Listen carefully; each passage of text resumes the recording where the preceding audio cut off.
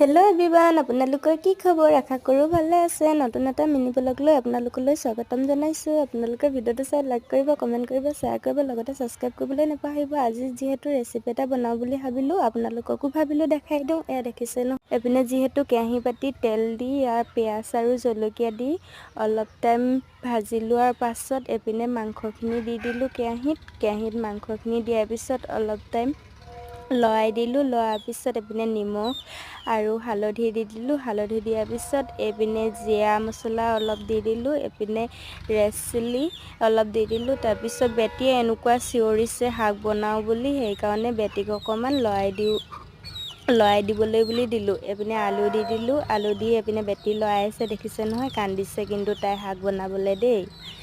সেইকাৰণে বেটীক অকণমান লৰাবলৈ বুলি দিলোঁ। এয়া বেটীয়ে লৰাই আছে। অলপ টাইম বনোৱাৰ পিছত এইপিনে ৰেচিপি তৈয়াৰ হৈ গ'ল। এইপিনে বাপেকক ভাতো বাঢ়ি দিলে। মোৰ বেটীয়ে আজি বাপেকে ভাত খাব। আজি ভিডিঅ'টো ইমানেই আছিলে। Bye bye.